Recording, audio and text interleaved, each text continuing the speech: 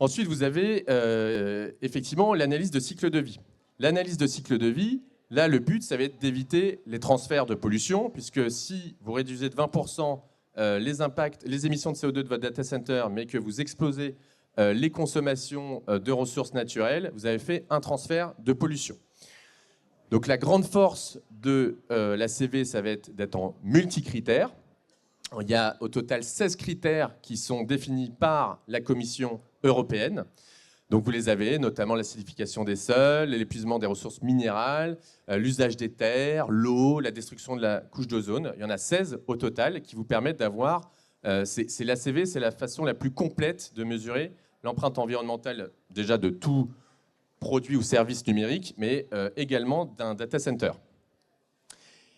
La spécificité pour un data center et de l'analyse de cycle de vie, c'est que l'ACV, ça a une dimension fonctionnelle. Voilà. Il y a une notion d'unité fonctionnelle. Donc, on ne vous donne pas juste une mesure de votre data center, c'est tant de CO2 ou tant de litres d'eau. On va décortiquer ça par notion de fonctionnalité. Il y a 11 unités fonctionnelles. Un data center, c'est 11 unités fonctionnelles. Donc, par exemple, ça va être une unité fonctionnelle d'un data center, ça va être faire tourner un calcul de HPC, par exemple, de haute volumétrie de données, pendant 1 heure. Voilà, ça peut être une unité fonctionnelle. Et donc, il y en a 11 au total.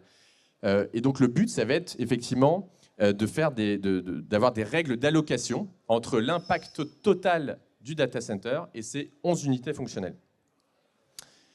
L'ACV, c'est en cycle de vie complet. Donc, le data center, tout le matériel, on part de toute la matière qu'il va falloir extraire du sol, de l'ensemble des équipements, mais aussi on prend en compte bien sûr le bâtiment. Il y a une notion de BTP derrière, de nombre de mètres carrés, de la taille du data center. Et donc ça c'est en amont et en aval jusqu'à la fin de vie.